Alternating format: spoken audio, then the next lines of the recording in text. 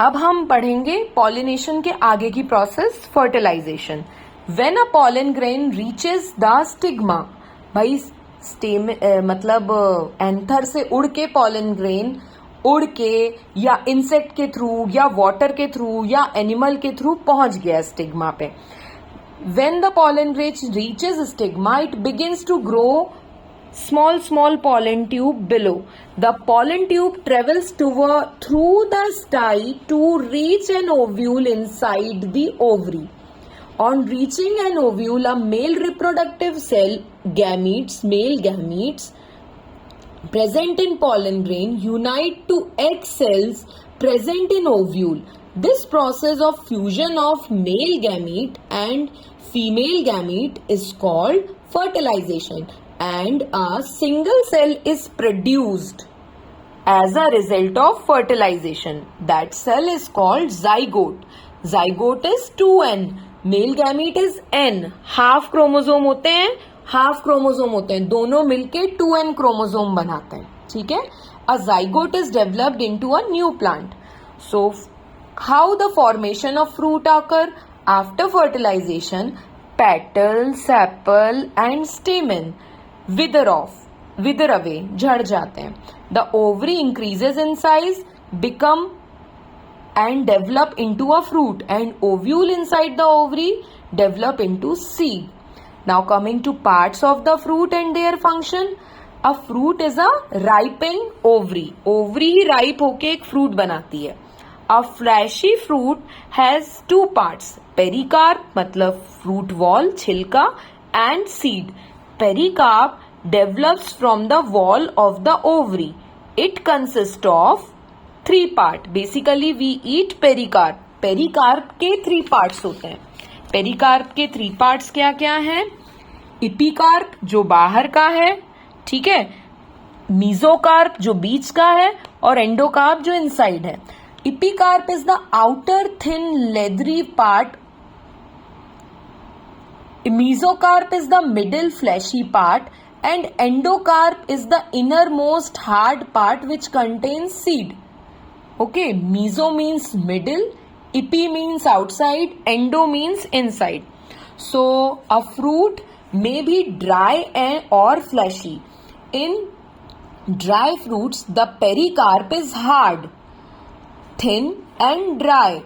It is not distinguished in 3 layers. Plants such as gram, pea, bean, maize produce dry fruits. In fleshy fruits, the pericarp is thick and fleshy and distinguished into meso, epi, meso and endo. The mesocarp of fleshy or fibrous. The plants such as plum, tomato, mango, brinjal, orange, they produce fleshy fruits. Okay, now coming to function of fruits. Function क्या है? Protect करना seeds को, store करना food future के लिए, और attract करना, ठीक है। तो मेन चीज है protect immature seed from animal and extreme climatic condition, store करके रखना food material, and third to attract animal to help in dispersal और scattering of seeds to distant places. इनमें अट्रैक्ट कैसे करते हैं? Because they have lots of plastids और chromoplast of different colours. So the mango yellow colour का देख के, टमाटर लाल कलर का देख के अट्रैक्ट होते हैं एनिमल उसकी तरफ, और वो स्कैटरिंग में सीड्स की डिस्टेंस तक के मदद करते हैं. Coming to seed, the ovule present in the ovary develop into seed after fertilisation. A fruit may have 1 seed like mango, many seed like apple, lemon, orange, tomato. Seed dispersal. Seed of different plants showed great diversity in size, shape and appearance, same as leaf and flower. A typical seed consists of a seed coat and an embryo or baby plant. The embryo is seen when the seed coat is removed. It consists of 2 fleshy cotyledons and a short curved structure called embryonal axis. तो embryo के 2 part होते हैं, 2 cotyledon और एक embryonal axis, ठीक है. The cotyledon are attach to embryonal axis. ये embryonal axis से अटैच है दोनों कॉटिलिडन. ठीक है. Cotyledon have food inside them for the baby plant. ठीक है. The axis has two part.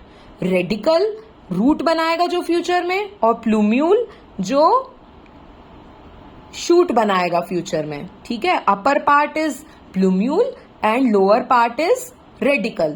The plumule grows into shoot, radicle grows into root, and cotyledon is same as yolk sac. It is the tiffin for these seeds. It contains stored food. ठीक है. Now coming to type of seeds. Seeds can be monocots or dicots. Monocot seeds के example है rice wheat. ठीक है. और dicot seeds के example है tomato peas. यही मैं रिवाइज कराऊंगी. मोनोकॉट्स बनाएंगे parallel venation in their plant, future plant मतलब लीफ में, और डाइकॉट बनाएंगे reticulate venation. Germination of seed under favourable condition which include water, air and right temperature. A seed germinate to produce a new plant. The process by which a sleeping or dormant embryo become an active and growing new plant is called germination or sprouting. Right water चाहिए, air चाहिए, right temperature चाहिए, जिससे dormant convert into active. Okay. Condition necessary for germination are water, oxygen and suitable temperature. On availability of all these three, the stored food inside the seed dissolves to provide energy to the embryo, और वो जग उठता है. The first sign of germination is swelling up. सबसे पहले फूलेंगे seeds by absorption of water. Then seed coat becomes soft and burst open. पहले seed फूलेंगे और फिर वो फूट जाएंगे, burst open. Then radicle, जो radicle था, ये radicle था, it elongates and grow downward. Radicle से root बनेगा, R for root, R for radicle. It eventually forms primary root. Soon plumule also comes out and grows upward to form shoot. देखो ये external view है. ठीक. ये seed के अंदर का है. ये मोनोकॉट मेज का सीड है. एक ही कॉटिलिडन है. रेडिकल प्लूम्यूल दिखाई दे रहा है इसमें. ठीक है. और ये मेज का मतलब मक्के का, भुट्टे का दाना है. इसका कट सेक्शन है. इसमें एंडोस्पर्म है, प्लूम्यूल है, रेडिकल है, और ये दोनों, ये वाली व्हाइट वाला एरिया इज एम्ब्रियो. ठीक है. नाउ और ये है डाइकॉट टाइप का सीड जिसमें 2 प्लूम्यूल है और young leaves with 2 young leaves. ठीक है. और रेडिकल है. ठीक है. 2 कॉटिलिडन है और 2 सीड लीफ वाले प्लूम्यूल हैं और 1 रेडिकल है. ठीक है. इसमें एक सीड लीफ आएगी, monocot. Type of germination. Germination 2 type का होता है, इपीजियल एंड हाइपोजियल. ठीक है. इपीजियल जो जर्मिनेशन होता है वो डाइकॉट सीड्स में मिलता है. ठीक है. द कॉटिलिडन आर द पहले जर्मिनेशन होगा and the cotyledon are pushed above the soil and cotyledon become green. Okay. And form first leaf. ये बीन, सनफ्लावर, कॉटन, केस्टर में मिलता है. ठीक है.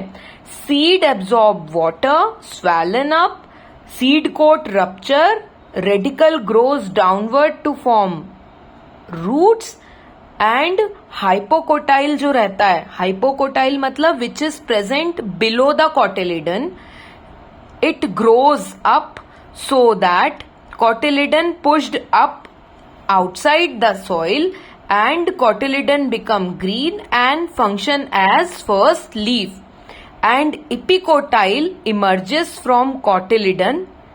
Epicotyle emerges from cotyledon and young leaves unfold at the tip of epicotyle and start preparing food by photosynthesis. And finally cotyledon wither away and fall off. And in hypogeal germination ये monocots में मिलता है, जैसे मेज, P, ग्राम, rice, ठीक है।